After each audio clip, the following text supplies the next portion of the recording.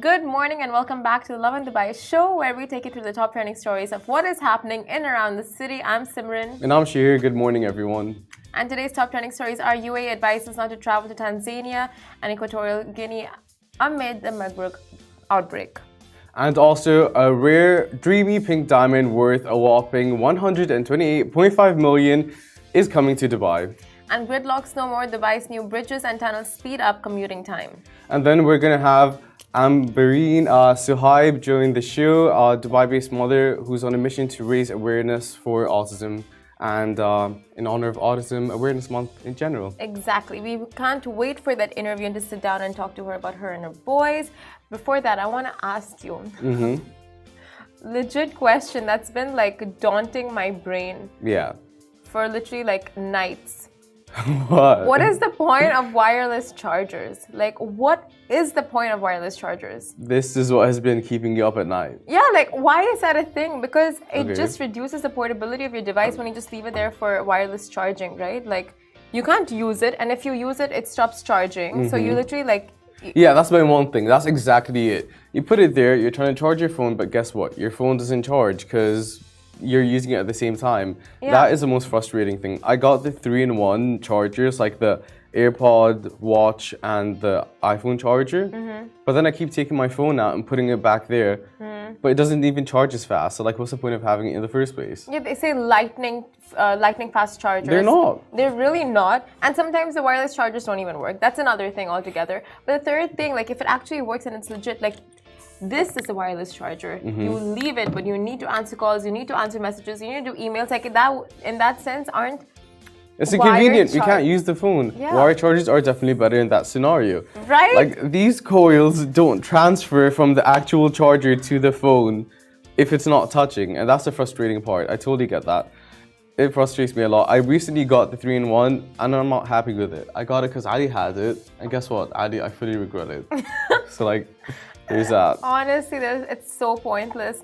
And that too, like moving it around. There was one more thing about like portable like wireless chargers. It's not as fast to begin with. Oh yeah, you need to remove your covers, right? You need to. Yes. It's not like you can leave your covers on all the time. And you know, if you get the bricks for the iPhones. The bricks? The portable chargers that you just attach, the MagSafe ones. Okay, Those are useless as well. They don't charge well. Then you might as well just get a wired charger. To the wired charger. Right? Like those really long, 2-meter long wired chargers that you can just walk around the house with because it's so long. No, because those 2-meter long wires don't charge as fast. That's true. Like, there's no winning. You just need the normal charger. The normal charger. Yeah, I literally think it's such a marketing gimmick to say that, wireless chargers are fast and good for your phone and convenient. Like, it is the opposite. I just hope that one day, like, the radius of where the phone charger is, like, that's going to be a thing that it can charge from afar. Yeah. That would be convenient. That would be convenient. Yes. But, like, even back to the 3-in-1 chargers, Ali has one back in the PCR, the production control room. It's convenient when you can charge 3 things at once. That is the best part in all of that. Yeah. But that's the only light at the end of the tunnel that I see. Yeah.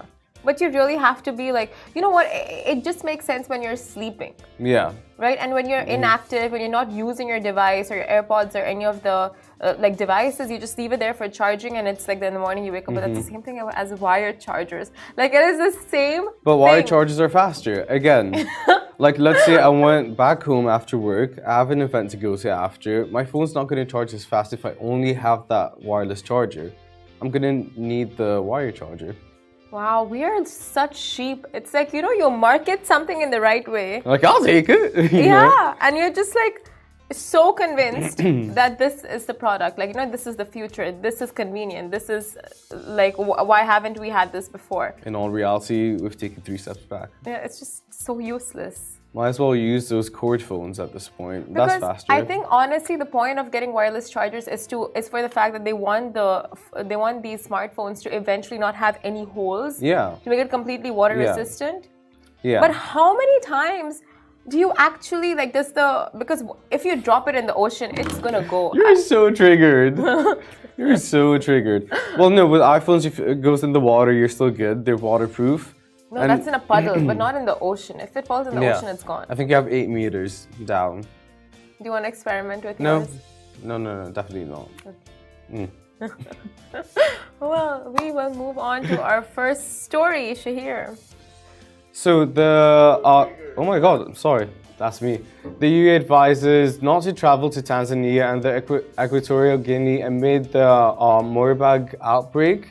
So the UAE has issued warnings to citizens against traveling to Tanzania and, sorry Jeannie, I pronounced it wrong earlier, due to the outbreak of the deadly Marburg virus. In a social media post on Saturday, the Ministry of Foreign Affairs and International Cooperation advised all citizens to postpone travel to the two countries and those already there to follow the instructions from the health authorities and contact the ministry in case of any emergencies. Now, according to reports, Equatorial Guinea has confirmed at least 13 cases, while Tanzania has had at least 5 deaths among 8 cases. And the World Health Organization is working with both countries to tackle the outbreak and to provide expert assistance, deploying health emergency experts and supplying vital materials.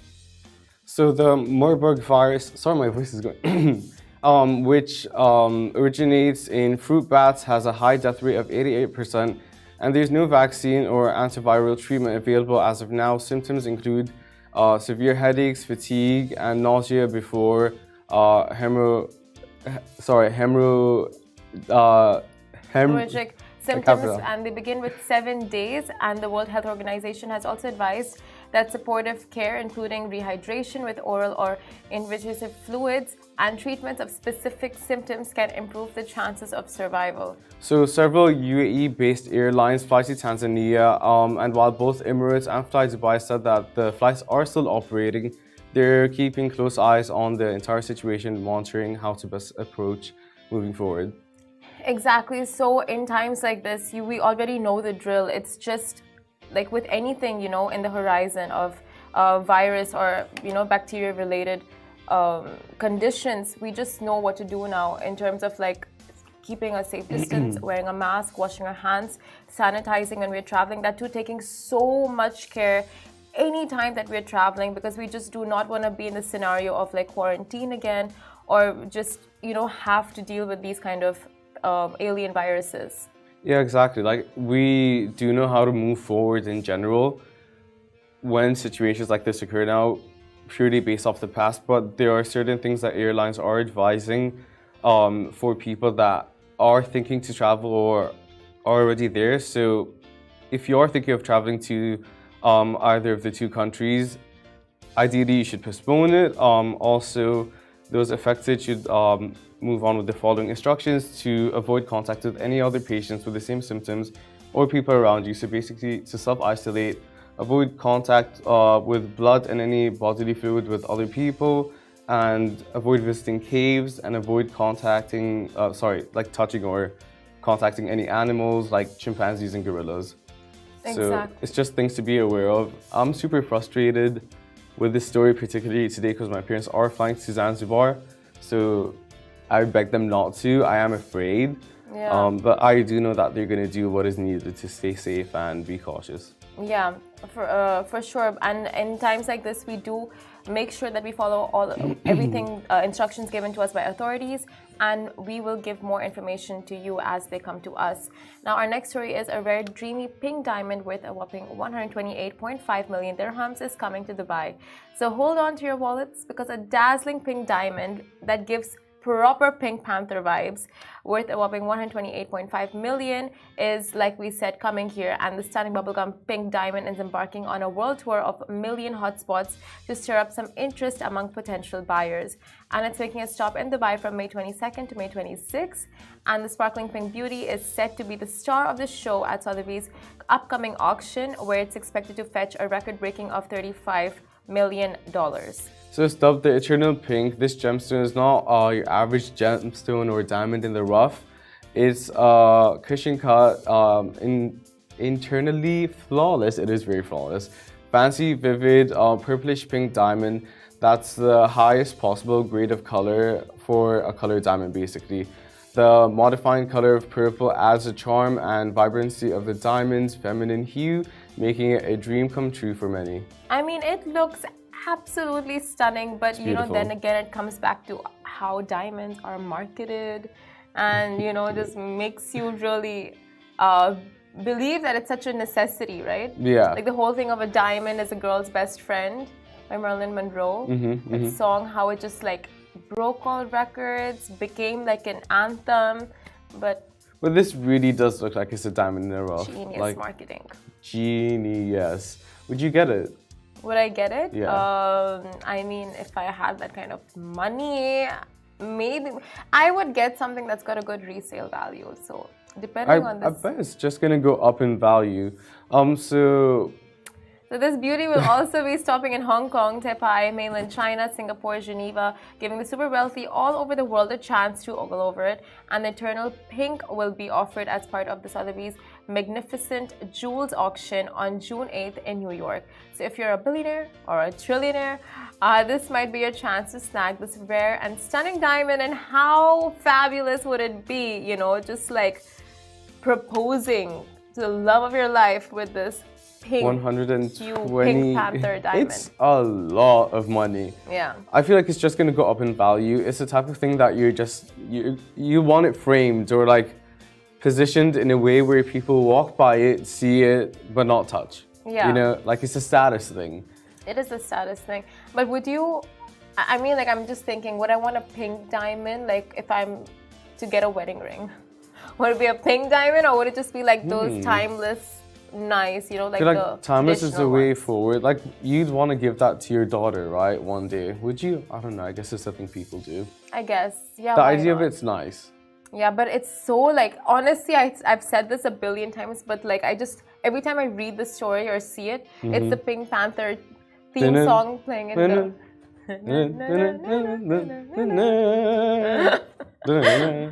Literally, right? You get it does give that vibe. It does seem cartoonish in general, this whole concept. Like you can just picture that cartoon panther walking around the diamond when you see that video. I miss Pink Panther. I used to love it. Oh my gosh, we had the best cartoons growing up. Yeah, God knows what kids are watching these days. Like they have nothing. They have nothing going for them. And they don't know any better. And like we had Zack and Cody. Yeah. We had. Oh, have you ever watched Replacements? Yeah. Courage the Cowardly Dog. Yes. All of them. Coco what? Coco Melon. Coco Melon, what's that? Coco Melon. Can you like what? What's that? Do you watch Coco Melon, Ali? What is that? It's some kids cartoon. Clearly, Ali watches Coco Melon. But it's a hit. Kids The love Coco Replacements, Melon. I feel like not that many people watch The Replacements. You're the Replacements second were person to mention it the last like 2 weeks. With the Replacements. Oh, it was iconic. So brother and sister, right? And their parents are always out and then they have someone come in. Yeah. Yeah. It's God, those so are the good. days. Oh my God, Timmy Turner. Yeah, for your parents. Yes, Fairy Odd Parents. Oh, such good code name Kids Next Door. Yes. Ben 10 was 10. good. Yeah. I feel like that was us growing up at the same time. Yeah. Ben 10 for sure. I saw this conspiracy. I'm so trapped in my TikTok.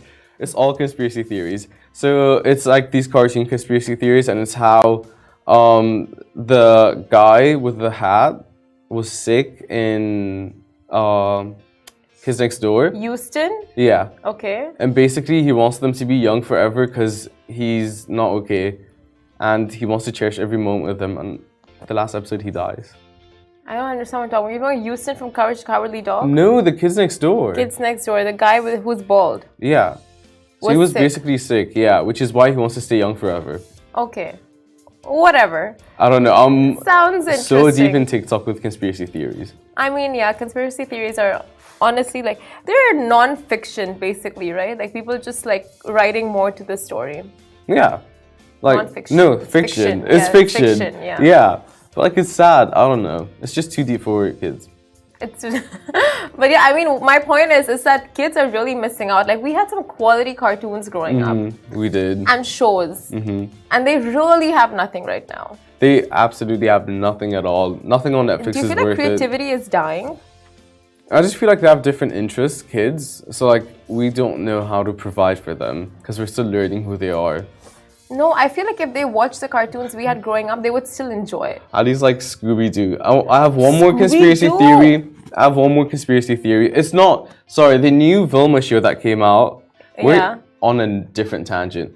The new Vilma spin-off that came out. Yeah. In the first episode, I think, she keeps having these flashbacks And basically, by the end of the episode, you find out that Scooby-Doo, the reason he's so quiet and everyone's so obsessed with him is because everyone's under his control. And Vilma's the only one that breaks out of like this alternate dimension that he created. So he kills them time and time again, which is why there's so many variations of Scooby-Doo. Wow. No one asked for this. I mean, this like, is a whole tangent. I don't agree with that. This is the episode. This is what happened in the show. Oh, this is what happened on the show. Oh my gosh, like what are people like, how do they come up with these scenarios? This is a full tangent. Oh my, these are like literally shower thoughts at its peak. Yeah, it literally is. I think I'll start watching it. But our next story, gridlock no more. Dubai's new bridges and tunnels speed up commuting time. So Dubai is growing faster than the latest TikTok dance craze, and the city is ensuring it can keep up with its rapidly expanding population, with over 3.5 million people already calling Dubai home, and 67,000 more joining them every year. And the city has had to invest in some serious infrastructure to keep traffic flowing. Now, Dubai's Roads and Transport Authority (RTA) has been working hard to build new roads and bridges, including 2 bridges and a fancy tunnel as part of a 5.3 billion improvement project. That's insane. So the bridges spanning a total of 2,325 meters and the tunnel are all a part of the Falcon Interchange Improvement Project.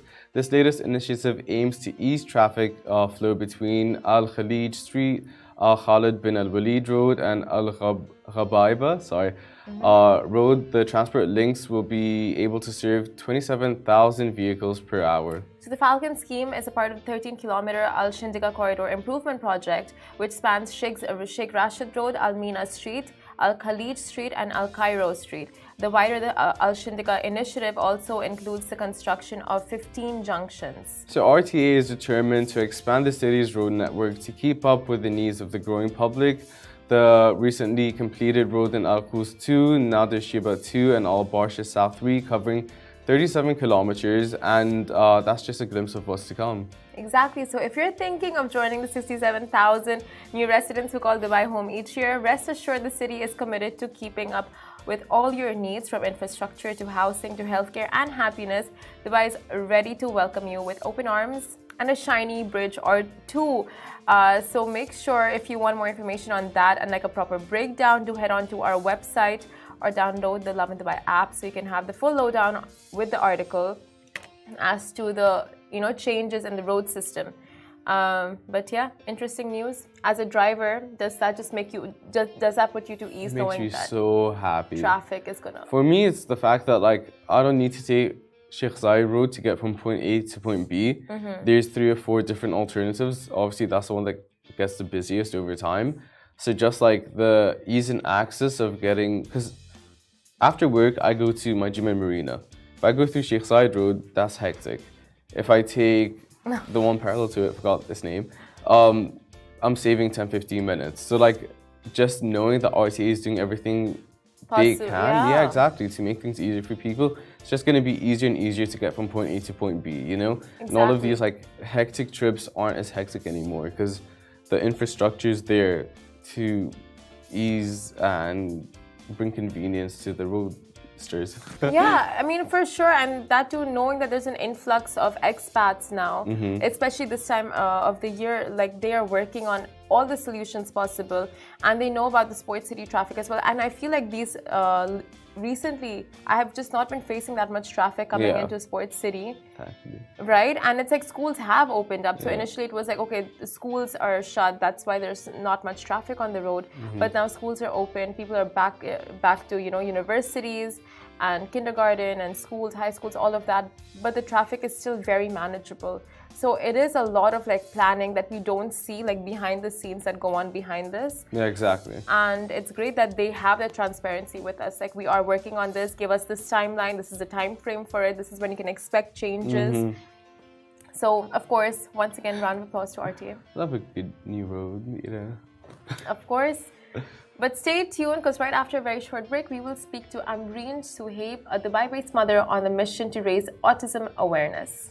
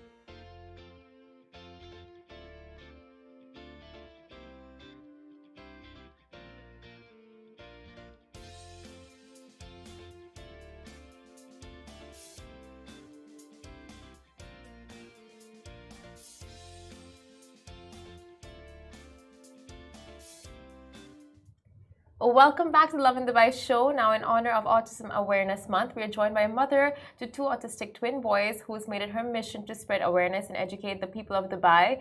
Welcome to the show, Ambreen Suhaib. Good morning. Good morning. Thank you so much. Good morning. Thanks for being here. Thank you for having me. It's a pleasure. It's pleasure's all ours. You guys are full of energy. I need to know how. How do you guys do that? I was just going to say, you walked in with such amazing vibes and a smell that really just, filled the studio. Just a beautiful scent. Thank you. Thank you. So can you start off by telling us more about you and what you do? I am a mother to twin boys on the autism spectrum. I have 3 boys. My set of twins is my eldest. They are 9, almost 9. I'm a housewife. I have my majors in international relations. I wanted to continue working in that field, but life had other plans. So right now I'm a full-time housewife, and due to my twins, I jumped in to advocacy because I think it was required. So right now I'm an advocate and I write for autism awareness and mainly about acceptance. Yeah. So how do you explain autism to someone who is not really aware about it? Autism basically, medically, if I tell you, it's a neurological condition. The brain is, in easy words, if I say it's wired differently, it's made differently, and autism is basically a neurological. There's a big debate on it if you call it a condition or a disability, but I call it a disorder, a condition that you live with that has no cure. And autism comes with a lot of challenges throughout the life. Children who have autism, they cannot communicate properly. They struggle with socializing. They struggle with speech. They struggle with almost everything. It affects all the parts of your life. But autism is like, I'd say, the most challenging thing that I have seen so far in my life. Like, there are disabilities, but autism is, I think it impacts you like real bad. And with my twins, since autism is a spectrum, it's called autism spectrum disorder. So some of the autistic kids or people on the spectrum, they're mild, some are moderate, some are severe. So, and each autistic child, the most beautiful thing about autism is each autistic person is different from the other one. So if you meet one person on the autism spectrum, you meet one person on the autism spectrum. Like, I have twins, but they're entirely different. And it varies. There are people who are painters, who are artists, who are doing things because they are, as you call, high functioning. They're Asperger's, and they are doing a lot. They're self-advocating themselves as well. But why I wanted to talk more about it, because I represent the community of mothers and families who have kids who are moderate to severe, who cannot speak, who are nonverbal, who are struggling with behaviors, because it comes with a lot of self-hitting behaviors. Everything is like connected. Like, if I specifically talk about my twins, there's a lot of behaviors because they cannot speak. They cannot speak because the brain is, it's different. But again, I don't want to, talk more sad and negative about it. I just want to tell the people that autism is, they are made differently and they perceive the world differently. The way my twins feel the breeze, it's like it's a vision. And the way they will enjoy any fountain or any music, it's like they are in their own mood. Like, and I love it. This is what I'm trying to spread to the world, that they perceive the world differently and they are made differently. One thing that needs to stand above all is that autism has no cure. So stop running after cures. It's a condition that you will live with all your life. But sadly, whenever there is a thing on internet that, we have found a cure for autism, internet is full of it. Parents just go mad. Please just believe in one thing, that autism is a condition you live with and autism has no cure. What are some of the other misconceptions people would have? That all the autistic kids have some talent or superpower.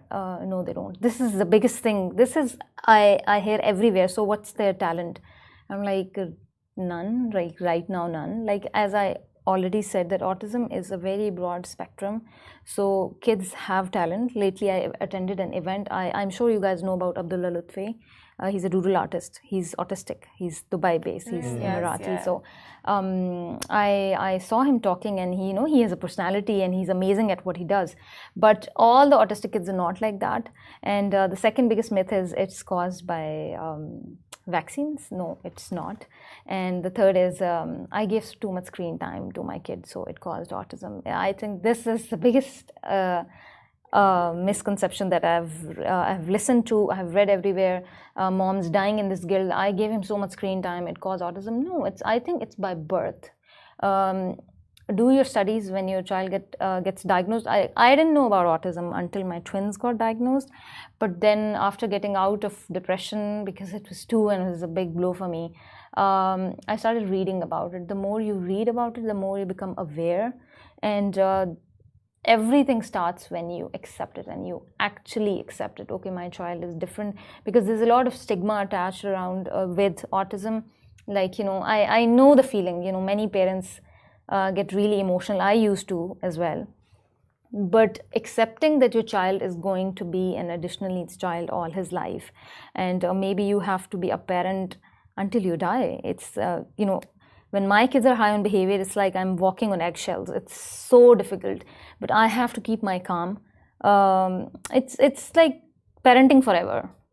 They're 9, but they're 3, basically 3 and 2.5 by brain. So it's difficult, but it's just that people say that I have accepted it, but actually, they still haven't. Inside, they will fall for any cure, any news that comes up with a cure, they'll run for it. And I get it, because you're a parent, you love your child. I mean, I was really excited because since I got married, I wanted to have twins. I was like, I want to have twins. I used to tell my parents, please pray, I want twins. And when I was told that they're twins, I was over the moon, because my husband, he talks very less, and I used to be like, I'll have 2 babies and they'll be talking and we'll be a team, and I was really excited. But when I got the diagnosis, it was very difficult. Having multiples with a condition, it's one kind of a struggle. But again, they are the struggle, but they are the source of power as well. 6 months I was into depression. I didn't want to do anything. I didn't want to talk about it. But after 6 months, there was something inside me which told me, that you need to get up for them, if not for yourself. And that is where I stood up and I was like, okay, the problem God has given me, fine, let's do what I can do to help them, because I am going to be their voice. I'm going to be the leading light of their life, because their diagnosis is like moderate to severe, and maybe needing help throughout life. So until I'm alive, I'll keep doing it. And I met a mother when I got the diagnosis, and I was crying because I remember I cried rivers in the clinic, and she was sitting and she came and she hugged me and she was like, I have one son on the spectrum. And she talked to me, she calmed me down, and I wiped my tears and I was like, how are you so strong? She said, after a few years, you are going to be sitting at my place and calming another mother. And I was like, that's not going to happen. And this is what I do now. I tell mothers that it's okay. It has happened. It's not like you don't need to get stuck with, oh my God, my child is autistic. You need to move on, because time is moving really fast. This is what I have been telling parents. I've been talking about this everywhere, that you don't need to become paranoid with the cure and, accept my child, inclusion, blah, blah, blah. Talk about it, but don't become obsessed with it. Enjoy your children as well. There's a lot of talk about, gluten-free diets, don't give them sugar. But I agree, but I do give them ice cream because they are kids. Like they love ice cream. And there's this friend of mine, she's like, oh, you're crazy, it's going to make them happy. I was like, they're not going to be children forever. I don't want them to lose that, the charm of childhood. Yeah. I don't care. There are days I'm like, I just want them to be. So don't become obsessed, paranoid with this thing that, oh my God, GFC have died, and etc., etc. Enjoy your kids, because they're not going to be kids forever, and when they grow up, it's another struggle. I don't want to even think about it right now. But I love my kids. I enjoy every bit of moment with them. My children, they stim, and when they're happy, they'll be clapping, and they'll be stimming. They're making loud sounds. Initially, I used to get really concerned, because this is the thing. You have a child who's different and he's doing something that's really funny to people and it's really awkward. So people will, they look back, they'll stare that, oh my God. Initially, I used to get really concerned and, I used to leave the place. But eventually I learned that, this is how they are and I can't make them a prisoner at home. So I take them out everywhere. You might find us somewhere, so just be cool with it. Because he's clapping and he's stimming like Tarzan, he's tapping his chest. I was at a supermarket and the other day, he was so loud. Everybody was like trying to locate where the voice is coming from. And some people, they keep staring, which is fine. Okay, my son is different. But now I'm at that point in my journey that, if somebody is staring, I'm like, he's autistic, he's autism. So, I just make them a little conscious as well. Yeah. But as a mother to multiples with a condition, I just tell this to all the mothers, you need to talk about it.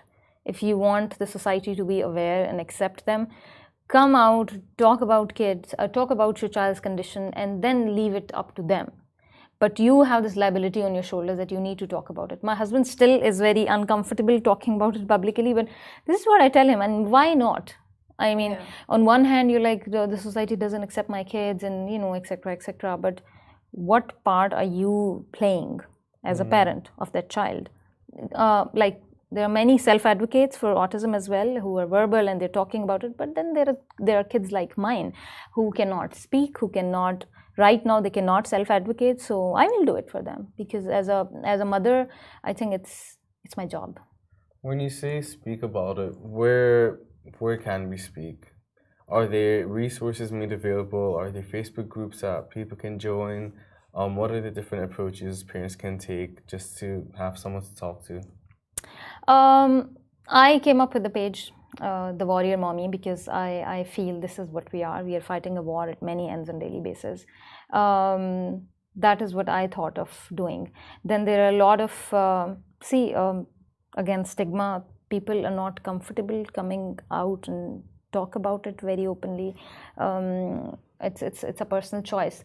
But again, inclusion is the word. Inclusion first is like, I tell you this is autism and you're like, okay, now I know, it's a condition. Hopefully now you know what is autism and kids do this, there are symptoms and all, but the second thing is acceptance. Do you accept my child? If he comes here and he's clapping and he's stimming or he's sniffing your hair, will you be okay knowing that he's autistic? And inclusion is accommodating them and giving them a chance. Very, very rarely I have seen special kids being invited to birthday parties because, they don't fit in. For me, inclusion is a tricky thing, if you ask me to be really brutally honest. I attend events, coffee mornings, special mothers, special parents, therapists, they're sitting and talking about, we can do this, we can do that. I have a very different perspective. I think inclusion, where do you want them to be included? The mainstream society, the normal society. What you have to do is involve them, make them aware instead of talking in the same community over and over again. For example, coffee mornings. What I think is special mothers and the neurotypical mothers, they sit down, they brainstorm, they talk about it. How can we tell our normal kids, okay, if you see a child doing like this, how do we explain it to them that he's different, things like these to make inclusion practical. I was just talking to somebody and I was like, have you seen or do you know of any child who will go to an autism center or autism organization's page on Insta and see, okay, it's 2nd April and, he will read about it? I don't think so because it's, they're kids and they're teenagers. They have a different perspective of things. It's boring to them. So what you need to do and what the media and the parents, you have to be creative when it comes to inclusion. I was just talking to somebody out and I was like, whenever I'm driving, I look at these billboards and I go to malls, I see the screens flashing. And I just wonder, for example, April is popular for autism awareness. Let's, for the month of April, put autism-friendly quotes on these billboards, maybe with a picture of an autistic child. 100%. If not mine, any autistic child, the main purpose is to spread the word. use these screens. Like I was talking to Imar and, you know, these big groups, Miras, and I was like, why we can't do that? Why we can't use your screens for a week maybe? Very true. Why can't we use Coca-Cola cans or Pepsi cans with autism-friendly quotes with a picture of an autistic child? Because everybody loves Coke. So you need to be like really creative to get that attention from the normal world, and like just normalize it. yeah, normalize it, and it has to be like really attractive. You know, you are driving on Chickzai, then you see a boat. It will catch your eye, maybe for a second, but you will look. And when you come home and you type autism on Google, it's a success. You know, I got your attention there. And when it comes to schools, that is another big platform to spread awareness and acceptance. See, the government has given you an infrastructure that, okay, you have to be inclusive. The schools, like you have to have neurodivergent kids in the classroom. But for me, I think if the rest of the class does not know about that special child in their class, it's not going to be successful. When the schools, the normal schools, they need to have presentations, maybe monthly, maybe quarterly, where they, you know, show autistic kids, this is what they do, this is, you know, how it is. If they're clapping, they need to self-regulate themselves. LSAs, teachers, they need to start working together. Like even on educational platforms, it has to be creative. You tell the kids, they are kids. I mean, they're smart, they're going to learn. And when it comes to parks, I mean, I have been told in my face, can you please take your kids from here? My child pick up some negative behaviors from your child. Initially, you know, my eyes used to well up because it's so emotionally, it takes such a toll on your health. But again, it's a journey. I learned. And now I'm like, no. Well, what do you say to parents like that? I tell them very nicely. If you know, people are staring, like I told earlier, I'll just look at them. If they keep staring, I tell them, oh, he's autistic, so that, you know, if they further ask me, I just tell them, you know, this is autism and he's autistic, and, you know, this is how he self-regulates. But even then, there's a big chunk of society that is still insensitive to special kids. And then communities, like I live in a community, right? I wrote to them that let's do something in the community, parks, kids, let's do something creative, maybe give them chocolates with a tag behind it. You know, there's such cool ideas. Who doesn't love chocolate? Because I want to target the kids who are like 7 and, you know, then it goes on. +7, under 7, they're still very young. But parents are like, you know, if they see my twin, you know, he stims like this and he'll clap and he'll laugh when he's happy. So I have seen parents will just, you know, push their kids behind them because, you know, they're, I don't know, scared.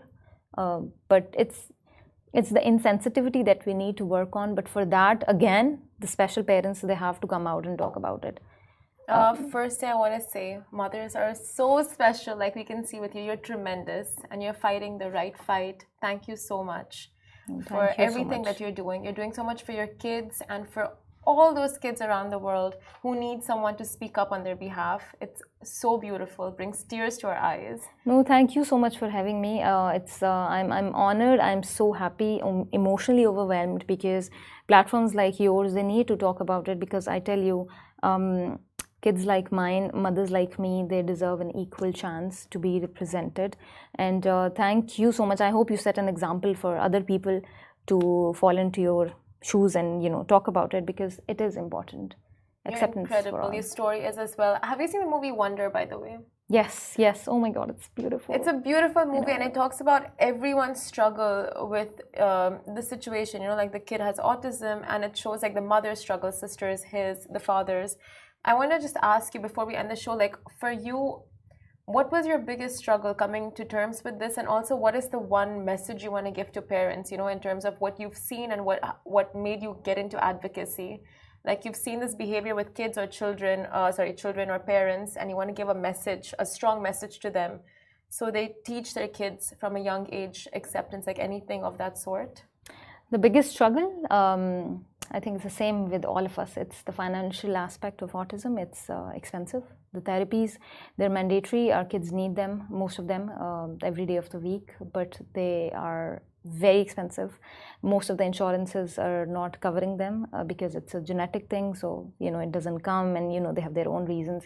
So financial aspect is the biggest struggle for me, because I know my twins need a school, they need therapies, but it's expensive. I cannot afford having multiples again. So it's the biggest struggle.